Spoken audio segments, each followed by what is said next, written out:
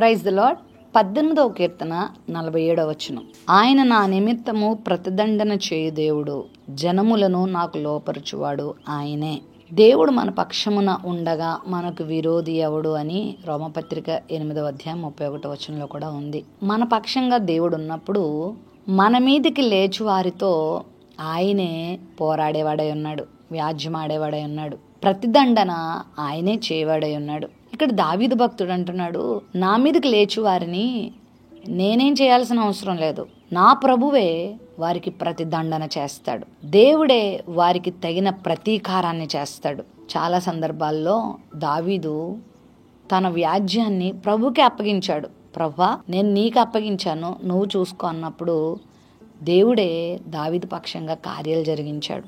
జనములను దావీదుకు లోపరిచాడు. చాలాసార్లు కృంగదీసే పరిస్థితుల్లోనికి, లొంగిపోయే పరిస్థితుల్లోనికి చాలామంది వెళ్ళిపోతూ ఉంటారు. ఈ ఉదయకాల సమయంలో నీ పరిస్థితి కూడా ఇలానే ఉందేమో. నీ శత్రువులు నీతో యుద్ధమాడుతున్నారేమో. శత్రువులు అంటే నీ ఎదుటివారు, నీ ఇంటివారు, నీకున్నవారు అని అనుకోవద్దు. అపవాదే మనకు పెద్ద శత్రువు.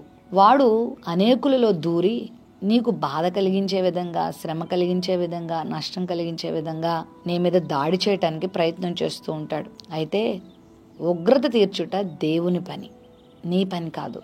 నువ్వు విశ్వాసంతో నీ వ్యాజ్యాన్ని ప్రభువుకి అప్పగించినప్పుడు నీ శత్రువుతో, ఒకవేళ ఆ శత్రువు అనారోగ్యం కావచ్చు, ఆ శత్రువు ఆర్థిక ఇబ్బంది కావచ్చు, ఆ శత్రువు మనుషులే కావచ్చు, ఆ శత్రువు కొన్ని నిందలు కావచ్చు, ఆ శత్రువు జీవిత సమస్యలు ఏవైనా కావచ్చు, వాటితో దేవుడే పోరాడతాడు. పోరాడడం మాత్రమే కాదు, ప్రతిదండన కూడా దేవుడే చేస్తాడు. హిజ్కియా విషయంలో అదే కదా జరిగింది.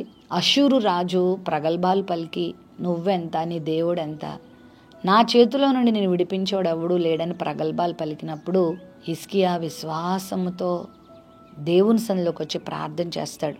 విస్తారమైన సైనిక బలం తనకున్నప్పటికీ యెషయా ప్రవక్త గారిని పిలిపించుకొని దేవుని మందిరంలోనికి వెళ్ళి ప్రార్థన చేస్తాడు.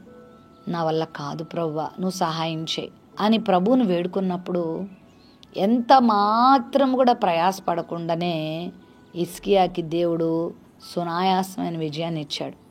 ప్రతిదండన దేవుడే చేశాడు. ఆకాశం నుండి దేవదూతను పంపగా ఆ అష్షూరు సైన్యంలో 1,85,000 మంది పరాక్రమశాలిని సునాయాసంగా దేవుని దూత సంహరించింది.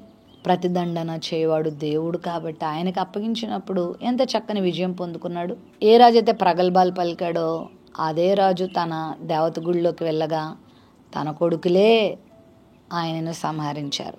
దేవుని మీద నువ్వు ఆధారపడినప్పుడు నీ శత్రువుతో పోరాడి నీకు విజయం ఇచ్చేవాడు దేవుడు. కృంగిపోవద్దు.